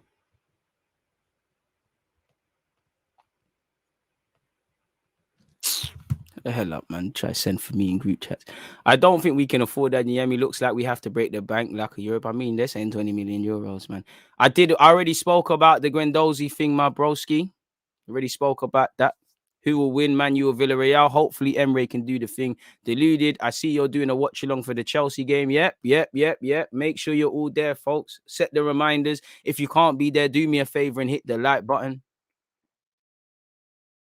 I used to rate Leno high. Now I rate Ramsdale more because of Prem. I rate Leno. You know, I rate Leno. I think Leno's a good keeper, but if you think you can do better here, I'm tired of it. Pardon my language. Like, I'm tired of shit, man. He's not shit, but I'm tired of shit, man, thinking like they're doing man favors. Like, bro, if you were Donnarumma or whoever's the top goalies in the world, I still wouldn't hear it. But I say, all right, cool. Like, bro, who are you, bro? Like, are you even top 5 in the Prem to be chatting like this? And it's like when I hear him chat, Xhaka chat, like when Xhaka was chatting about his future, Bellerin chat. I'm not vexed with them talking, they're allowed to, but it's like, what sort of dynamic and environment have we made to think these men are owed a favor? Or they're doing us a favor? Because that's one thing that's annoyed me about this club. Even with Xhaka going to Roma, allegedly, Bellerin going to Betis, and obviously Leno now, you never really get the vibe. Bar the obvious, Ozu off the top of my head, Guendouzi, even players that aren't good enough or whatnot. You don't get, when they do leave, you don't get the vibe that we're trying to move them on. It's like they've had enough now. Like, obviously, means to an end. Certain men are gone, but I never get the vibe we try and move people on. And that's something that really pains my soul because, as I said, shit guys start thinking that they're good. Like, it's jarring people. It jars me. It jars me a lot. It pains my soul. I can't sit here and cap to you, look, man. It jars me, man. Chelsea, Juventus, watch along business. Martin Petrov, DG, I'm committed to your stream. That's why I'm here. Martin, I appreciate that, man. You're a real guy. God bless you and your family and loved ones and everyone else checked in as well. Definitely everyone who's hit the like button, man. Make sure you set your reminders. If you can't be there, please make sure you hit the like button. Every like drives up engagement, folks. It's one of them. When Leno was asked about if he was worried about Martinez, Leno said, no, the club told me I'm number one. Will always be number one and it won't change. Well, things have changed now. Leno's probably top 10 goalie in the Prem. But, bro, you can't be talking wassy, bro. Edison, Allison, Casper, Mendy, De Gea, even Ramsdale now. Leno might not even be 10th. I think he bags 10th. Just about 10th, but dead, man. I don't think Leno's been bad for us. Sometimes I do think Leno last season was quite bad, but generally, I think Leno's at times been unfortunate. I don't think he's ever been levels. And like I was saying at the start, our problem has been our recruitment for goalies, but goalies ain't really improving. And only time will tell with Ramsdale if he stagnates and whatnot, I do think Leno is a decent keeper. I think his shot stopping is his best, but I've always said it. I think it's overrated because, yeah, you might shot stop a glorious chance, but you're palming it into a striker to tap it in. One thing I don't like about him, he appears quite silent, and I just feel that his eccentricness, it doesn't give a calming influence, and I don't think he's humble. Like, Martinez and Ramsdale, they'll play with their feet, but they know they're goalies. Like, they don't try several things. Leno, if you ask him if you want to play in a back three, could go there. At times, I think Leno's been done dirty. I think he's been a good goalie on large part. I think we brought in a decent goalie who we didn't improve his weaknesses, and he just was never quite levels. And I don't think he's got the leadership qualities to thrive, man, in England anyways, bro. You gotta be shouting at man and all these things, man. I don't think he's a nuisance enough. But regardless, leave.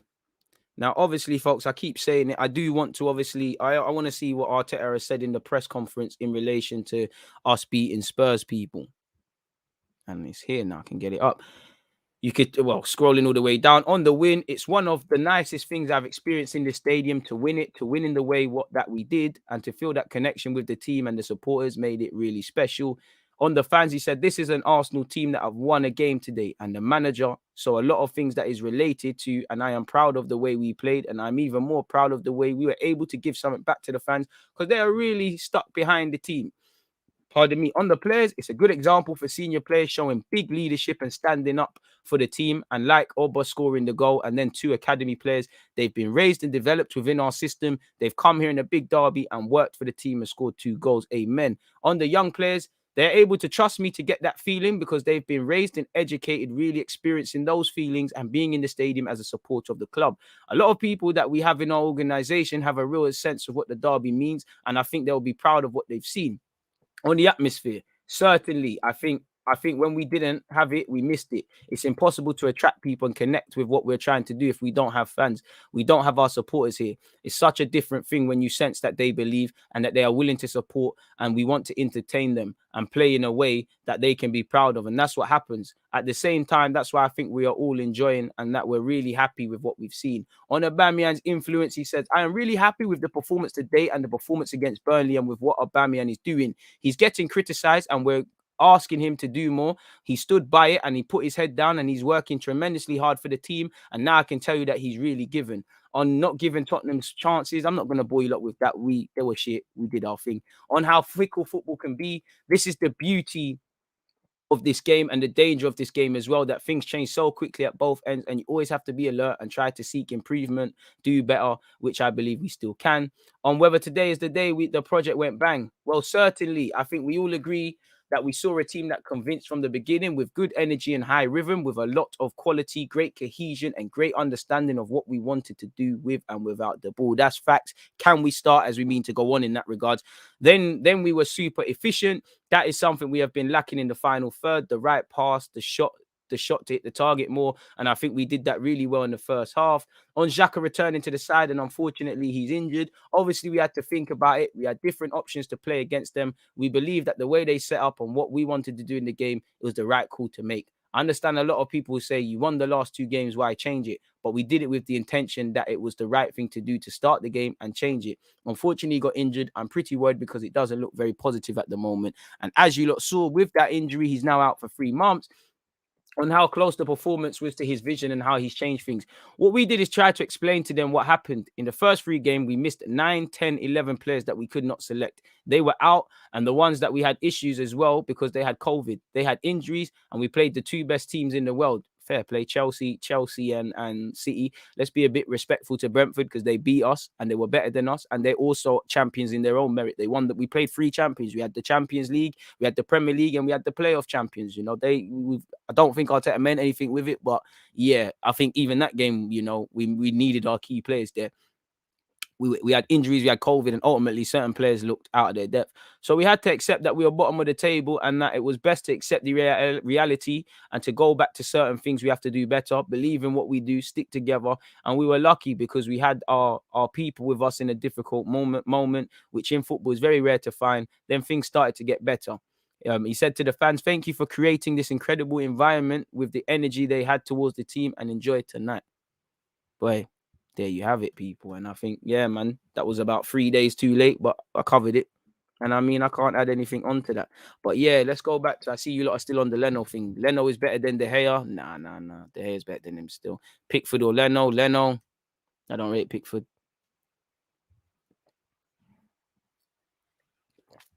I think I like Raya. I think Leno and him's neck and neck. I think Leno's better than Sanchez. Probably better than Raya. I think he's better than Dubravka as well. The other names is calm. Lehman or Seaman. Well, after Lehman's comments and them racist texts and things, David Seaman.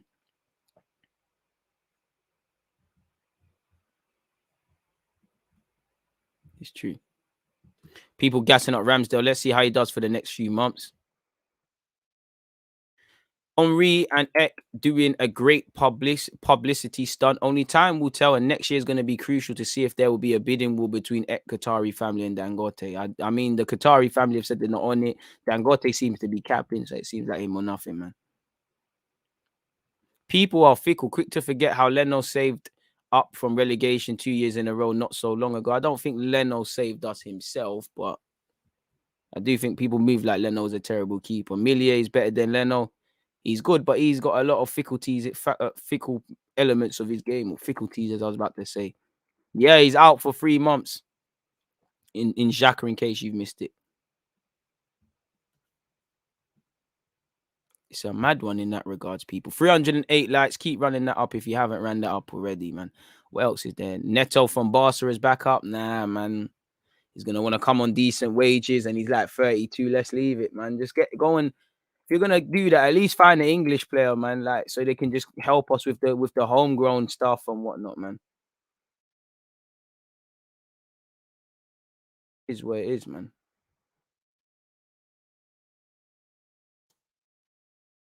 Crazy. Not too much where Arsenal is concerned, people. The Amazon documentary will be lit for this episode. Trust. I'm tired of Xhaka fans getting annoyed when people say he's being overrated. You have to understand, it doesn't mean he's bad. He's just not that level people are making him out to be. Xhaka is underappreciated for what he provides, in my opinion. I think you're both right. I think, there's people that move that Xhaka doesn't have any qualities, and there's people that make out that he's some misunderstood midfield genius, and neither are right. It's somewhere in the middle. I think elements of his game are underappreciated, but I don't think, I don't think he's underappreciated for what he specifically provides. I think people can see, you try to receive it off the centre halves. You do protect Tierney or let Tierney bomb forward. You was doing that on the right-hand side as well. You do try and get on the ball and pray cross-field passes, but then you've got the mistakes. It didn't happen so much against Spurs, but slows down the play. You never know what Granit Xhaka you're going to get as well. So, yeah, man.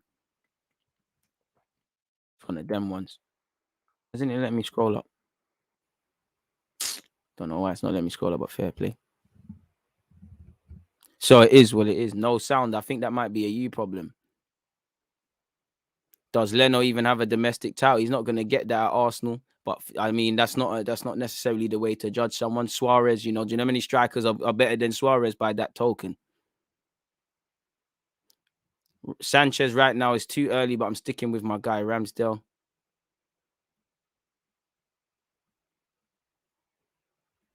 X should be trying to build a consortium with all the billionaire Arsenal fans and going like a mob. I think you're dream chasing. A friend of mine lives in Rwanda, and he said Dangote is legit, but the powers that be are kind of boxing him out of going for it. So again, fuck him then. Like, you're boxed out. Man that are boxed in, come by the club. Listen, everyone's got a sub story. I don't care what's going on with Dangote. As long as nothing mad's happened, deal with what you need to deal with. Come by the club. If not, keep it moving. Being a keeper in a title winning side carries weight, but it doesn't necessarily mean you're a better player. I think De Gea is a better keeper, but I mean, the fact that trophies, it's a team game. I think trophies only become relevant when it's a debate around the player that you're supporting, really and truly. Carries a lot of weight. It's not even about titles. De Gea is better than Leno, but generally, winning a title does not mean you're better than another player. I thought that was common sense.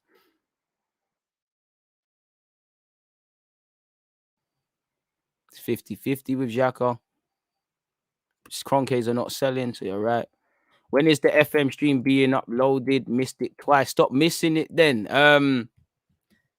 2 p.m. today, actually. Half an hour or something.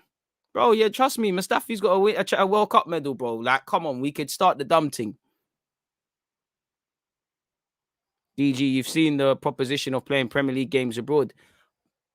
I mean, they tried to do that in like, oh, wait, but what would they sit here and tell you? Protecting the game for the fans. Don't let Super League. I told you, it's the belly of the same beast. They were getting onto Super League. They're doing it's not the same thing, but why are they moving it around? They'll tell you the game needs to be global, and they're right, but they're gonna do that.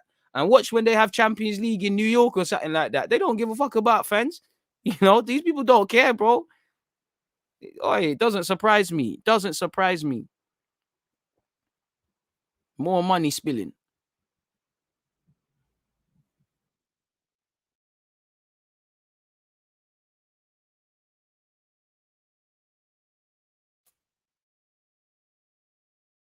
Madness. Only for pre-season games for now. I mean, that's calm. Do up the pre-season. Why not, man? Other than that, it's a bit brazy. I can't lie, people. But yeah, obviously, tomorrow later today, people, I'm back online at 3 p.m. That's gonna be on Twitch. Make sure you've set your reminders. More Arsenal chat. Obviously, live from 5:20 on Twitch once again. It's Atalanta versus Young Boys. And then obviously 8 p.m. Well, better yet, 7:40. Juventus versus Chelsea, people. So I hope to see all of you lot here, people. I think it's lunchtime for me. I'm gonna go get a bite to eat, and then I'm gonna catch you lot on the rebound, folks. So yeah, man, it is what it is. Man, to North London derby in Brazil. Trust me, Lucas Moura's back garden or something. Like, it's mad. It's absolutely mad. But on that note, I'm gonna love and leave you lot, people. I've been here for an hour and 44 minutes. I don't want to ramble on anymore. So yeah, take care, stay blessed. Catch you for the rest of the content, and I'm out. There's always just that active red flag defending. I think it's like